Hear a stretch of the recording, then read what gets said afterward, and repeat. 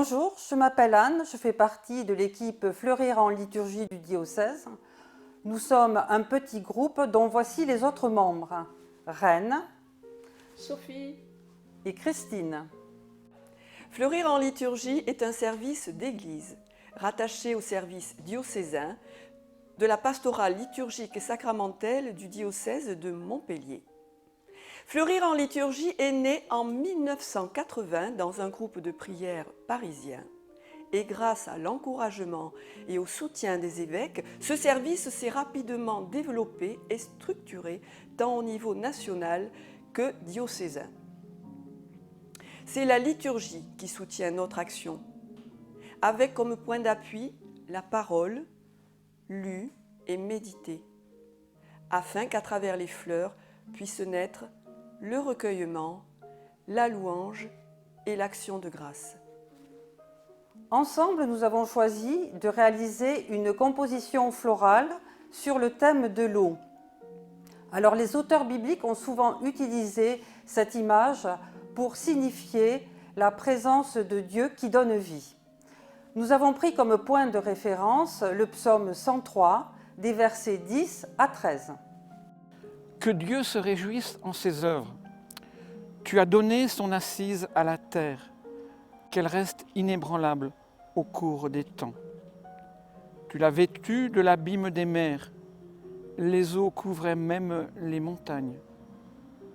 Dans les ravins, tu fais jaillir des sources, et l'eau chemine au creux des montagnes. Les oiseaux séjournent près d'elle, dans le feuillage, on entend leurs cris. Que Dieu se réjouisse en ses œuvres.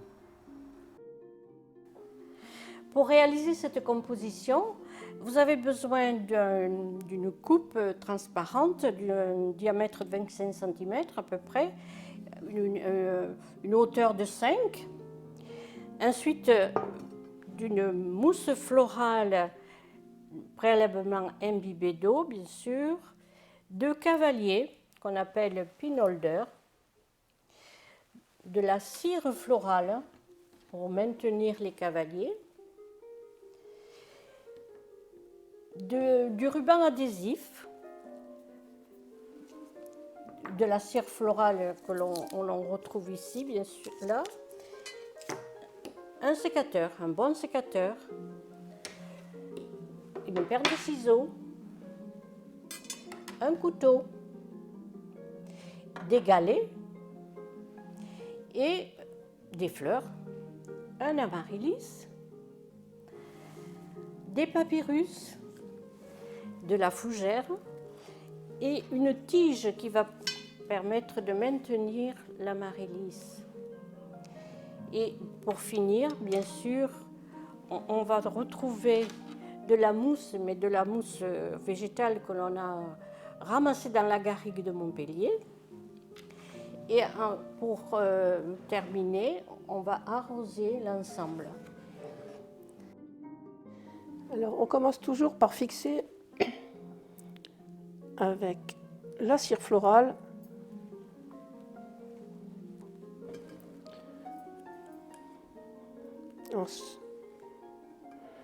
en prenant une pression assez forte. Ensuite, on place la mousse imbibée d'eau.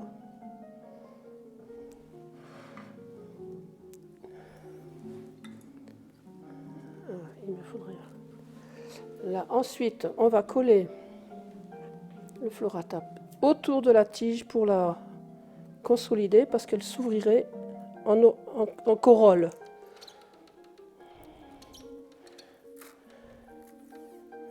Là, hop. En prenant les ciseaux.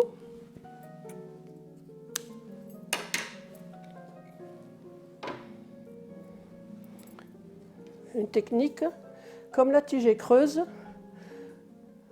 pour ne pas faire un gros trou dans la mousse, on met une tige, un tuteur, et on l'enfonce. Et ça tient. Ensuite, on prend les papyrus.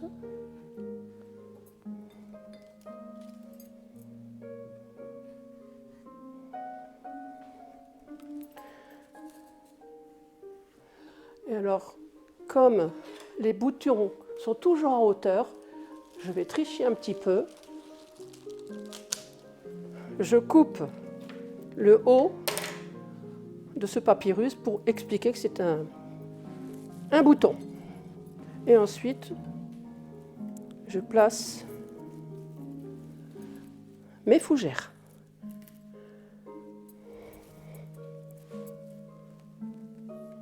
Hop, à ne pas faire. Alors, en général, on prend la tige dans le bas pour vraiment tenir et enfoncer pour pas casser plier la tige. Là. Là, vous voyez, là, c'est cassé, donc je vais la couper.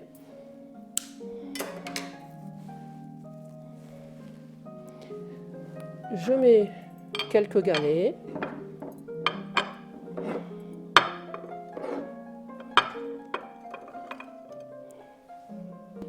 On place la mousse pour cacher la mousse florale.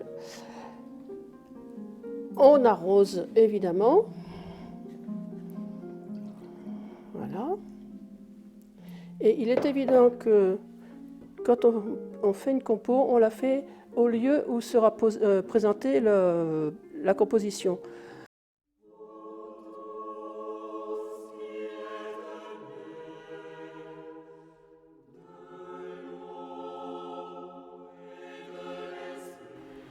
C'est au pied du baptistère que cette composition florale trouve sa place. En nous rappelant notre baptême, nous sommes invités à prendre un temps d'intériorité pour laisser jaillir en nous la source, afin de nous abreuver de cette eau qui donne vie. Ainsi, comme la Samaritaine, nous pouvons dire « Seigneur, donne-moi de cette eau pour que je n'ai plus soif ».